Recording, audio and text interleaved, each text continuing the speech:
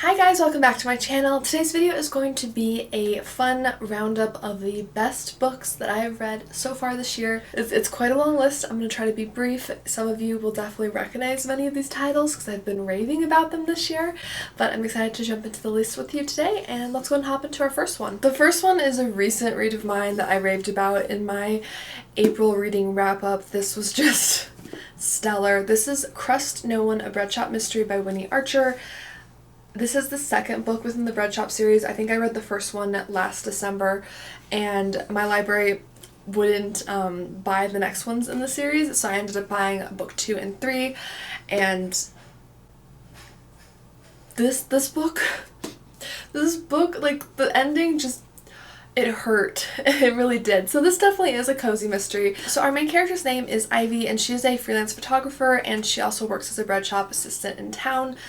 You will get very hungry for bread while reading this. I've been reading this and I'm like, I need to learn to make bread. That's it. I learned to make biscuits recently, but that's besides the point. I want to learn to make real, like, loaves of bread now. But Ivy is a very fun character. She's pretty spunky. She's a redhead as well. She's fun. I love her family, and I love her relationship with her octogenarian neighbor, Miss Branford, and the Blackbird ladies, who are kind of like the town's gossips. They're all, I think, kind of in their 80s or around there, and they all wear like feathers in their hats, which is why Ivy has secretly nicknamed them the Blackbird ladies, because they gather and gossip and all have feathers in their hats, which I thought was clever. Anyways, the main premise of this is that a handyman in town goes missing, and Ivy's ex-boyfriend, because this is her hometown, contacts her because the handyman doesn't show up, and he is like the most consistent person ever. Like, he's always there, he never misses anything, like, and no one knows where he is. So they go out on a quest to figure out what has happened to the handyman. And this book, it's a cozy mystery. It definitely is. However, the ending hit hard. There was some very, like, pit of the stomach, like, just sadness for me. I mean, of course you never want to hear about a victim, even when it's fictional in a book, but the type of victim for this was just gut-wrenching to me, and like the motive, and just everything about it blew my mind. So I highly recommend the Breadshop series. You don't have to read them in order, but it probably helps. I'm reading them in order. I do have the third book, which I'm saving for a special occasion and when I catch up on my library books that I've checked out. So I'm very excited to read that one. But this is Crust, No One, and just the general Breadshop Mystery Series by Winnie Archer. The first two have been absolute excellent. The first book was 4 stars, I think, for me. Maybe 5? This one was definitely 5. Excellent. Check them out if you haven't. They're great. So the next one that was an all-time favorite, this is actually one I read in January, and I'm still not okay. This is just Daphne DuMaurier at her finest. So if you're familiar with Daphne DuMaurier, like, her most famous work is probably Rebecca and The Birds, because I believe the Alfred Hitchcock movie, was based on that, which I haven't actually read or watched that. I need to get on that. I love Rebecca and I love Daphne DuMaurier's work. I've read a few of hers. I've read Frenchman Creek, but I read My Cousin Rachel in January, and My Cousin Rachel tied with Rebecca for me, which has been an all-time favorite book of mine since I first read it in, like, early high school. Like, I've read that book over and over, like, at least 5 or 6 times. Like, my pages are kind of worn. Like, I love that book. I've underlined in that book, which is pretty rare for me. And My Cousin Rachel, just mind-blowing. It will mess with you. I would say it's like a psychological thriller. It's not super graphic or gruesome. There are, like, possible accusations of, like, murder and stuff, but, like, it just is a mental, like, mind melding book. I read it within like 48 hours on one weekend because I couldn't put it down, and when I finished, I like went to the living room and started venting to my husband because I was so, like, overcome with how I felt about the book. There was just, the writing is like Rebecca. It's like the closest I've had to Rebecca. It's just so, like, haunting, and everything is such, like, heaviness to it, and the ambiance is so beautiful in the book. Like, you can picture everything perfectly. You get such a clear vivid imagery for everything. For me, I think that's where some of Daphne DuMaurier's work is like the best, is her ambiance. Like the way she puts together the scene and like the mood in her writing is just unlike anything I've really read elsewhere.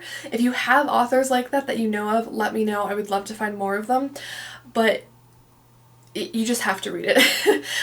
So essentially the main premise of it is that our main character, he's like a nephew to the like a rich man named Ambrose, and he essentially raised his nephew as his son. And Ambrose ends up, he has like a lot of health problems, he's getting older, the nephew's like in his young 20s, I want to say, at that point, and he goes off to Italy. They're located in England. He goes off to Italy to just have some warm tropical weather. It's supposed to be easier on the lungs and all of that, and he ends up meeting his cousin Rachel, and they end up getting married. And keep in mind, this is someone who was like staunchly against marriage, like never had any interest in being around women, and he's quite old, like, so it's kind of, you know, it's a big change. His nephew's a little suspicious that maybe the cousin has like ulterior motives, and it's fascinating. You just read it. I love it. It's absolutely fantastic. I plan on purchasing this book because I know it's going to be one that I really go back and reread and like start underlining passages for. I checked it out from my library originally, but it's just such a great psychological thriller. Every time I thought I knew what was happening, I was flipped on my back and just completely like, I'm completely wrong. Like I could never find solid ground in the book. So if you enjoy your mind being messed with, like I do apparently, read it. It's excellent. I highly recommend it. It's not super graphic or gruesome or anything. There are darker themes involved, but it's mostly just like a psychological, let's mess with you, basically, which is where Daphne DuMaurier shines, in my opinion. So highly recommend. That was a complete 5-star read for me easily. Okay, so another one that I loved, I read the first book in the series, I think last year, like late last year, and I read book 2 and 3 in the series this year. So I have one of them that I did buy, The Coloring Crook. This is part of the Pen and Ink mystery novel series by Krista Davis.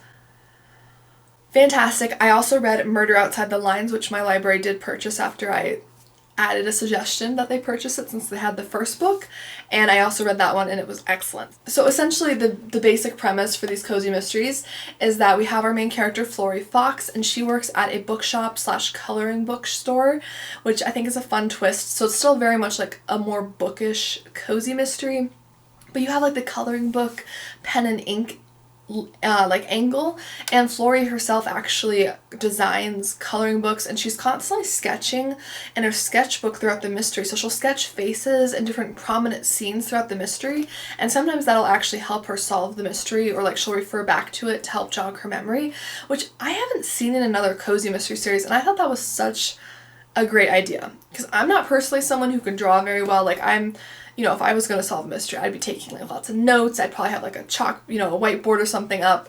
But to someone who could sketch well, like I thought that was such a great idea.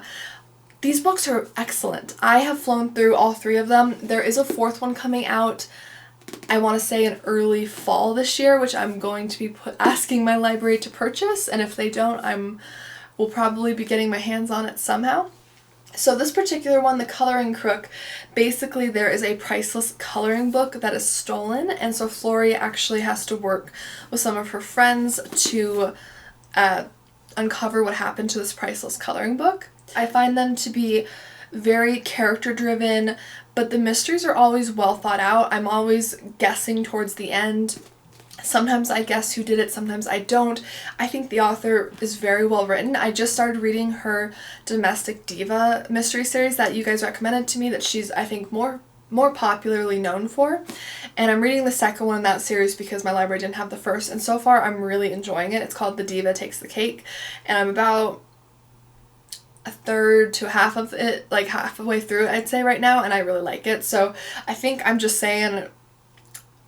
I can fairly say that I'm not just a Krista Davis fan after this year, so I would definitely recommend checking out this Pen and Ink mystery series. I've really been enjoying her book, and I cannot wait for the 4th book in the series. If you enjoy a bookish, coloring, sketch, like artist-themed cozy mystery with some great characters, with like a really interesting bookshop like setting and the interesting like sketching. I also love it because she lives in the carriage house of the bookshop owners, who's like very fabulously wealthy. Like, she lives in the carriage house and it just creates for some unusual circumstances. She has a really cute cat. There's just nothing to not like about this series, in my opinion. Also, you can actually color this if you wanted to. I will not be, because I don't want to ruin the cover. But I do think that's really cool because I know a lot of people do enjoy coloring. Let me know, are you guys adult colorers? I have one Disney adult coloring book and I occasionally bring it out like once or twice a year and I enjoy it, but I'm not big on it. But I know a lot of people really love it, so let me know if you are, because I thought this was a really cool theme for a cozy mystery.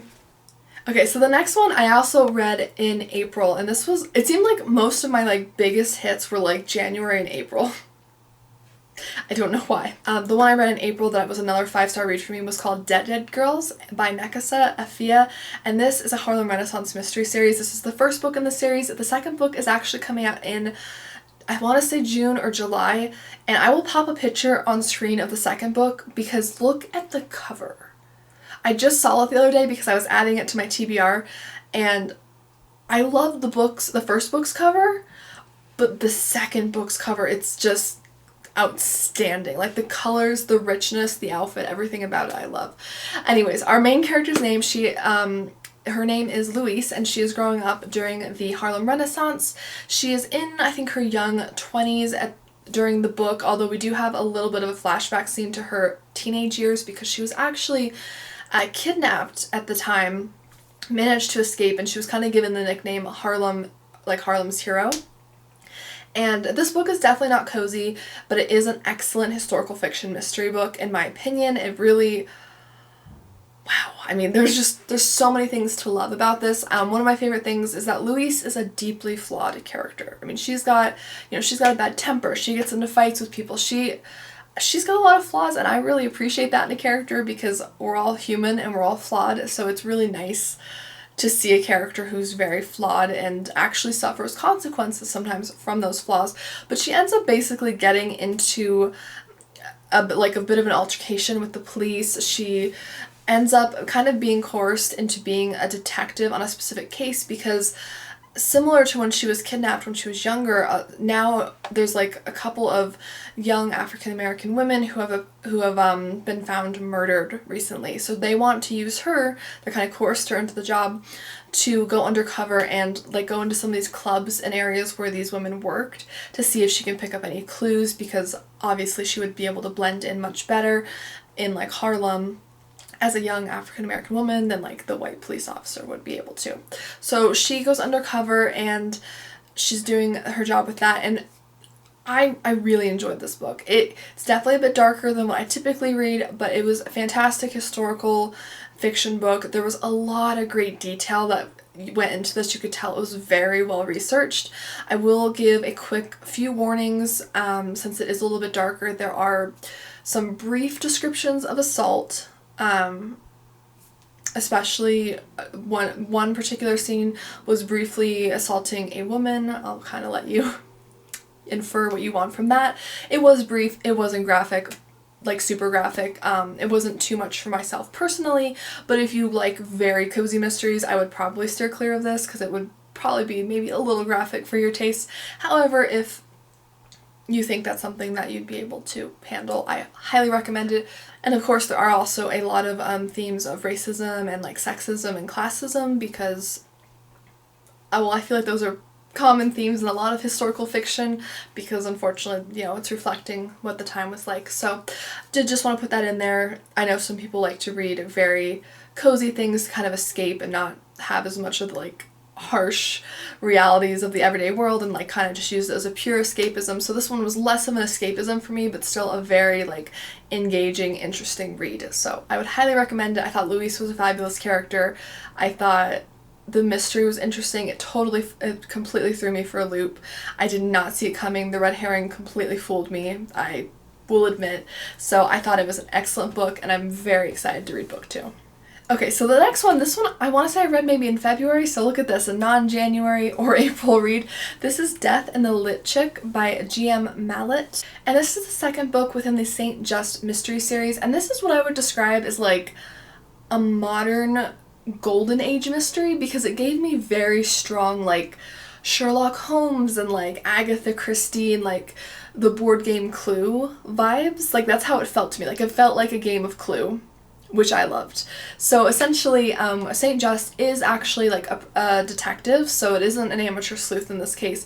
However, he's kind of more on the outskirts. It's not, it's told from a, I think, third person, so it kind of just follows people around. It's not as like specifically like following one person as a lot of these other mysteries are, and I loved this. So essentially, the first book was Death of a Cozy Writer, and I liked that one. I think I gave it 3.5, maybe 4 stars, but this one was a solid like 4 to 5 stars for me.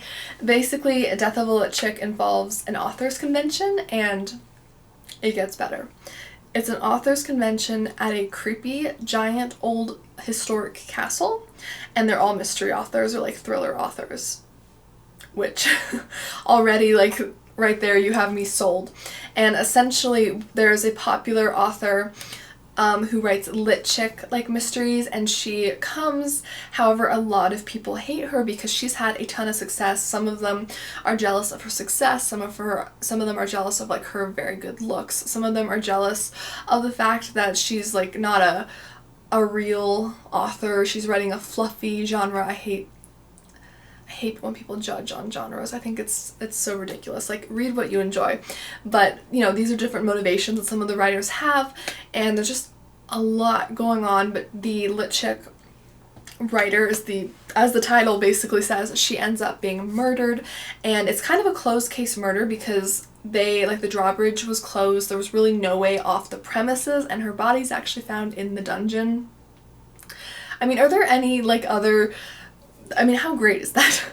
Like I said, it's like Clue.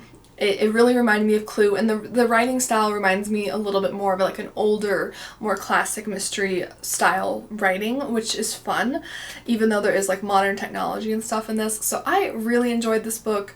The descriptions of characters is really great. I thought it was interesting to see St. Just kind of try to blend in and develop some relationships with some of the characters while they're there, and everyone's just very uneasy, of course, because they know the murder's on the premise, and I love that trope of closed murder. Like, that absolutely speaks to me. It's the best kind of mystery, in my opinion, like where everyone's just snowed in, locked in, one of you did it, let's figure it out, basically. So I would highly recommend this. I did enjoy the first one, but this one was even better. Like, it was great. So definitely recommend that book. Okay, so I have 2 more for you guys. One is a series because I read the first one I think in December or so, and since then I've read like 5 or 6 more. So it's not even one book. It's like the whole series, and that is the Bakeshop Mystery Series by Ellie Alexander. I've actually forced myself to take a break from reading this series because I was getting behind on so many other things I wanted to read because I was like devouring this. So I think I'll let myself get the next one pretty soon from my library, but I couldn't put it down. So the Bakeshop Mystery Series it's excellent. It is set in Ashland, Oregon, and our main character works at a bake shop called Tort with her mother, and she has moved back home after having some disagreements with her husband. She was working on a cruise ship and like found out some things about him, left to go home, kind of clear her head, and so she ends up staying at Tort for a while with her mother, and her name is Jules. I don't think I said that, but the characters are amazing. And one of the things I have to say about the Bakeshop Mystery Series compared to other cozies is that the characters really develop throughout the series. So I would very much recommend reading these in order, more so than most cozy mystery series. I mean, I like to read them in order, but this one I would strongly suggest reading in order because I feel like it does enhance the experience. And like, Jules has her own really interesting character arcs. Her mother does, the other employees in the bake shop do. Like, there's some really interesting character arcs for like all of the characters that are like reoccurring throughout the series, which I really appreciate. I think it really enhances it. The setting of Ashland, Oregon couldn't be more beautiful. The setting of Tort, it's so charming. Like, every time I open a Bakeshop mystery, I feel like I'm going home. I absolutely recommend this series if you like a culinary cozy mystery. The mysteries are really solid, the character arcs are amazing, the setting is gorgeous. There's really like nothing I wouldn't recommend about them. Like, they're just amazing, really. I mean, I could keep going with positive words, but in short, I would read the Bakeshop Mystery Series if you enjoy culinary cozy mystery. It's absolutely excellent. I plan on continuing to read the rest of it and also checking out some of Ellie Alexander's other works afterwards. It's just such a delight every time I open it. I feel like I'm returning home. It's just like heartwarming, but still like page-turning mysteries. It's like the best combination. You can't beat it. And the last one I actually just finished, it's called Pint of No Return by Dana Mentink. And this is the first in a new series. It's a Shake Shop Mystery Series, and the second one actually is coming out in May, which I think this video will be posted during. So you should actually be able to pick up the second book by now. I'm hoping my library is going to get it. I will acquire it somehow. Excellent book. So our main character's name is Trinidad, and she has recently moved to Upper Sprocket, Oregon. I feel like a lot of these cozies are set in Oregon. Like, they're either set on the East Coast, the South, like Louisiana or something, or they're up in Oregon. Like, that seems to be the trend.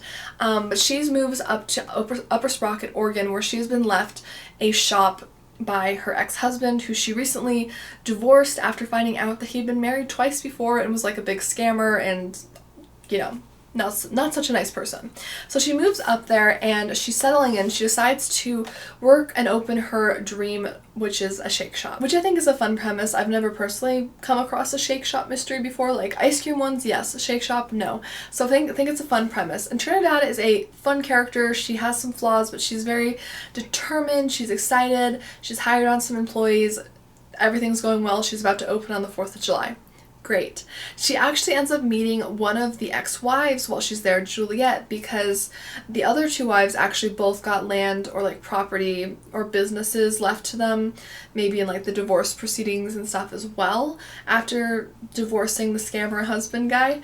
And she ends up meeting her, and it's a little tense at first, a little awkward, but they end up actually getting along, kind of, you know, appreciating each other, form a little bit of a sisterhood, when Juliet is actually accused of a murder that happens in town, and she's actually put in jail.